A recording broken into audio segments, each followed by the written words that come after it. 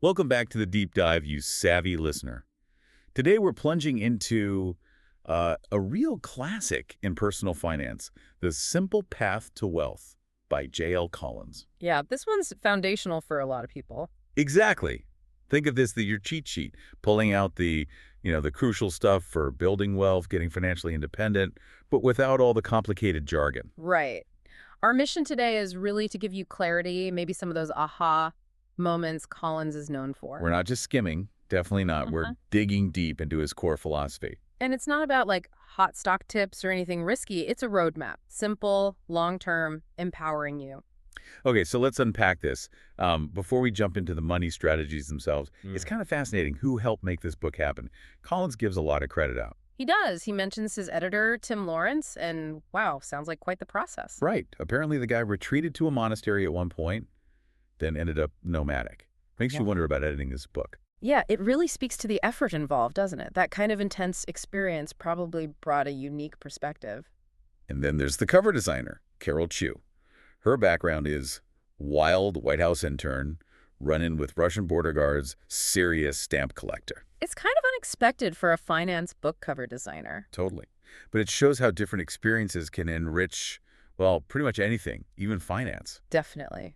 And the illustrator, Trisha Ray, she was apparently kidnapped and arrested in Ireland.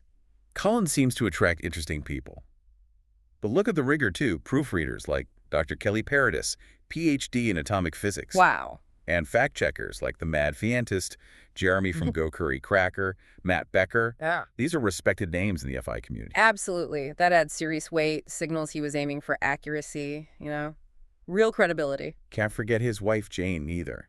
He mentions her emotional support being key. Writing a book like this takes a village. For sure. Oh, and that disclaimer right at the start. Yeah, important. Yeah. He's clear it's your money, your decisions. Yeah. This is guidance, not gospel. Exactly. Personal responsibility. It sets the stage perfectly. All right, so the core philosophy. It kind of boils down to three things. Surprisingly simple, really. Spend less than you earn. Check. Invest the surplus. Double check. And avoid debt like the plague. Seems obvious, maybe? Well, yes and no. Obvious, but hard to stick to consistently, right? That's where the power is. It cuts through all the noise. And that leads into one of his big concepts, FU money.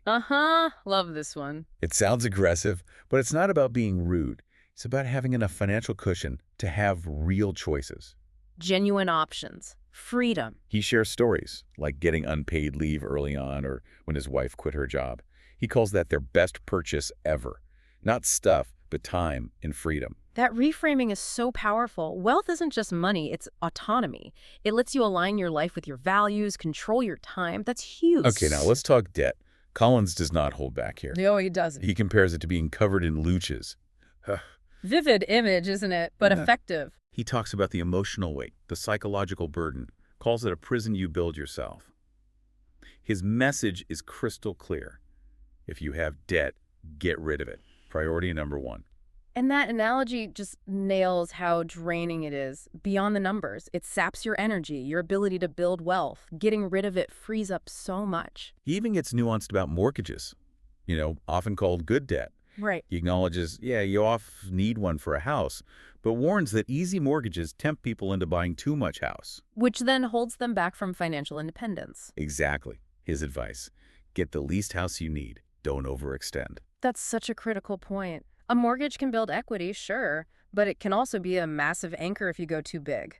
Needs versus wants. And then he hits on something huge, especially for younger listeners. Student loans and college costs. Oh yeah, a major hurdle. He points out how college costs have just exploded compared to everything else.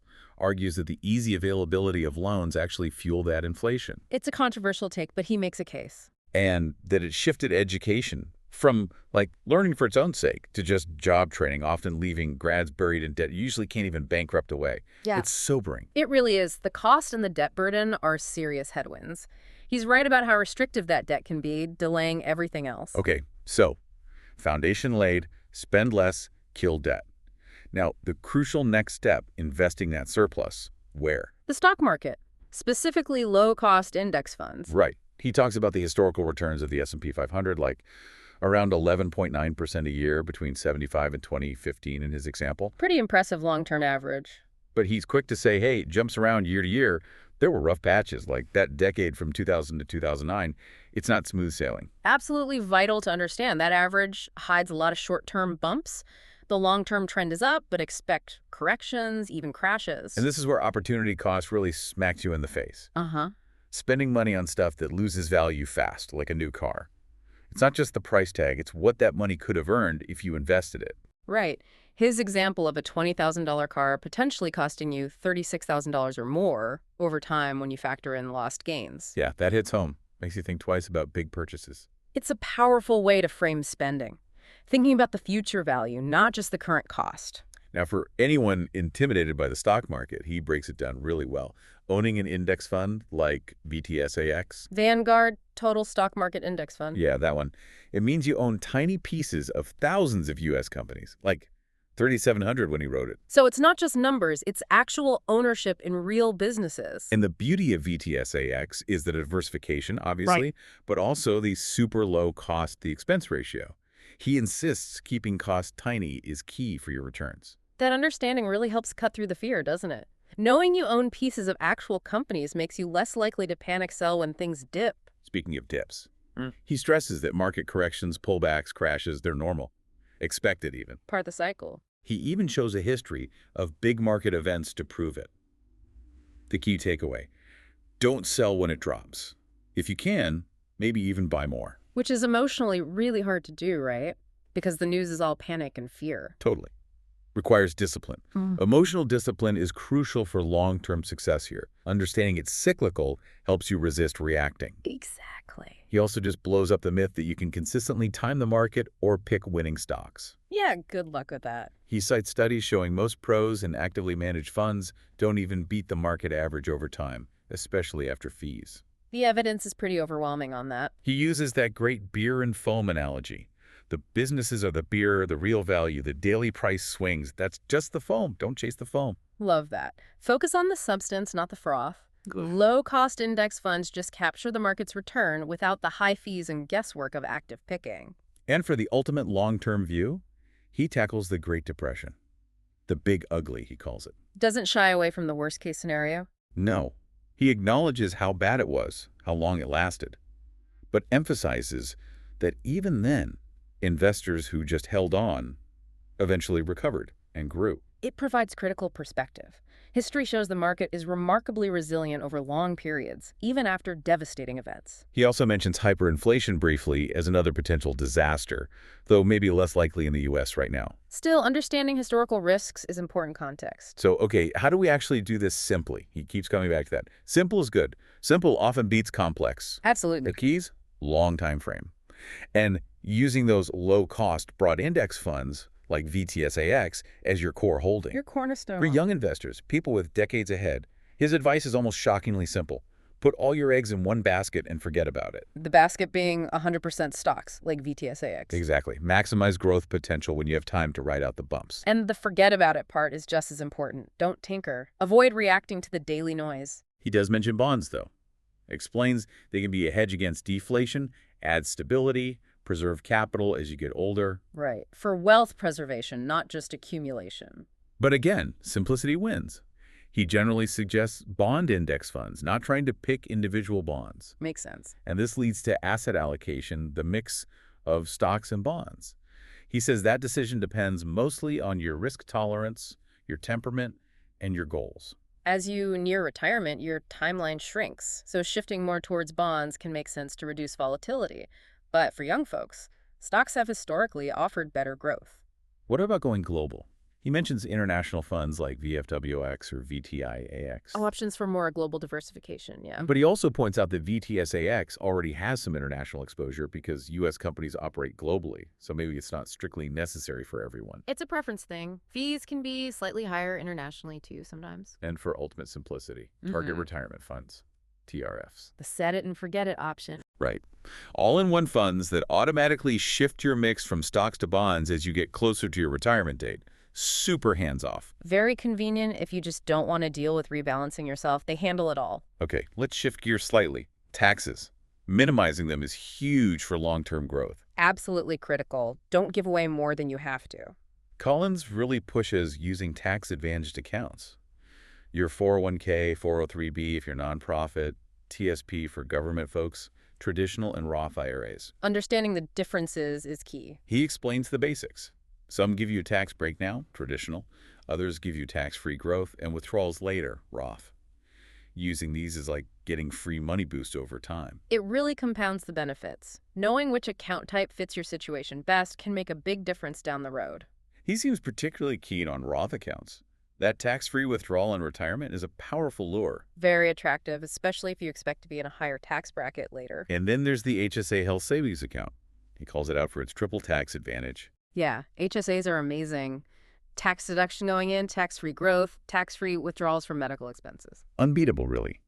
He even suggests if you can cover current health costs out of pocket, you can use the HSA purely as an investment vehicle, potentially even better than an IRA or 401k tax-wise. It's a super-powered retirement account disguised as a health account, potentially.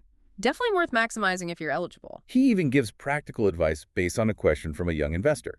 Someone with some savings, good income, access to a 403b. A common scenario. His advice: max out those tax-advantaged accounts first. Definitely get any employer match that's free money and invest it all in. You guessed it. VTSX or a similar low-cost index fund. Yep. Solid, simple, actionable advice. Foundational steps. Getting the match is like an instant 100% return sometimes. You can't beat that. He also includes a really important warning about financial advisors. Yeah. Specifically, the conflicts of interest with commission-based or assets under management models. Right. The AUM model means they make more money if you have more assets with them, which isn't always aligned with your best interest. He suggests if you really need advice, look for a fee-only advisor. They charge for their time or a flat fee, not based on products sold or assets managed. Much cleaner alignment of interests. But he also pushes self-reliance. With a bit of learning, following these simple principles, most people can manage their own money just fine. He even admits he was skeptical about index funds himself at first. Yeah, his own journey adds credibility. It shows how compelling the evidence for index funds became. Being wary of advisor models where interests might diverge is just smart. He touches on dollar cost averaging, DCA, briefly. Investing fixed amounts regularly. That's investing from each paycheck. Right. He acknowledges that's basically what most people do with their income. But investing a lump sum all at once, statistically, that tends to do slightly better over the long run, especially if the market's generally going up. Mathematically, lump sum often wins. But psychologically, DCA can feel safer, less scary, especially with a big chunk of money. Yeah, he gets that. The psychological comfort matters. The main thing is just getting the money invested consistently. Consistency is king. Find the method you can stick with. And he shares that funny story about the gurus on the old Wall Street Week show trying to predict the market. Huh. Yeah, the predictions were always confidently wrong, weren't they? Pretty much. Just illustrates how futile trying to time the market based on forecasts really is. Don't base your strategy on pundits. Focus on your long-term plan, not the short-term noise or forecasts. Much more reliable path. Finally, and this is crucial, he spends real time on financial scams, gives 5 rules for not getting conned, Super important section. and makes the point that anyone can be a victim, even smart people, maybe especially in areas where they think they know a lot. Overconfidence can be dangerous there. He tells a classic, too good to be true stock tip story. It's a great reminder to stay skeptical, stay vigilant. Absolutely. Healthy skepticism is your best defense. If it sounds too good to be true. It probably is. Almost certainly. Okay, shifting towards retirement itself, he discusses the 4% withdrawal rule. The classic guideline from the Trinity study. Right. Suggests withdrawing about 4% of your portfolio, adjusted for inflation, each year has a high chance of lasting decades. But he also says, be flexible. It's a starting point, not a rigid rule. You need to adjust based on market performance, your spending, life circumstances. He explains required minimum distributions, RMDs too. Those withdrawals you have to take from tax-deferred accounts starting around age 70 and a half. Important for tax planning and retirement. And mentions things like Roth conversions as a way to potentially manage those RMD taxes. Plus, a quick look at Social Security, taking it early versus delaying, and his generally positive outlook on its future. Understanding RMDs and Social Security is vital for optimizing retirement income and taxes later on. Then there's a really nice chapter on giving, the personal rewards of charity. Yeah, that was a lovely touch. He tells that story about buying dinner for some teachers. Just the simple joy of generosity. It highlights that money's purpose isn't just accumulation, It's also about impact and connection. He mentions the tax benefits too, if you itemize, and suggests focusing your giving for more impact, using resources like Charity Navigator to check out organizations. Smart giving, personally fulfilling, and potentially tax efficient. So let's boil it down for younger listeners starting out. What's the core advice? Avoid debt, like the plague. Save aggressively, shoot for 50% if you can swing it. Invest consistently in VTSAX or similar. Use those tax advantage accounts. Build FU money fast. And don't fear market drops while you're saving. They're actually good news. You buy more shares cheaper. Right, and financial independence. The goalpost is roughly 25 times your annual expenses saved up. That's the magic number. It's a clear, concise roadmap for young people. Powerful stuff if you start early. And to inspire everyone, he shares stories. Monk, the guy who opened a hotel in Tahiti, the young couple living on a sailboat. Real people breaking the mold, finding freedom through financial independence, shows what's possible outside the conventional path. It underscores that it's not just about the money, it's about the life it enables you to live. Autonomy, purpose. He wraps up reflecting on risk, reframing investing not as sacrifice, but as an empowering choice for freedom. Yeah, managing risk is about making informed choices for your future. Investing isn't deprivation, it's building security and options. So bringing this deep dive on the simple path to wealth home. Financial independence is achievable. The formula is simple. Spend less, invest the difference consistently in low-cost index funds, avoid debt religiously, and build that FU money cushion. That's the essence. Straightforward, disciplined, long-term. Now remember, this is our take on Colin's wisdom. We definitely encourage you to dig into the book yourself. Think about how these ideas fit your life, your goals. What stands out most is just that relentless focus on simplicity and the long game. It really challenges the idea that wealth building has to be complicated or require constant guru following. Which brings us to our final thought for you, the listener.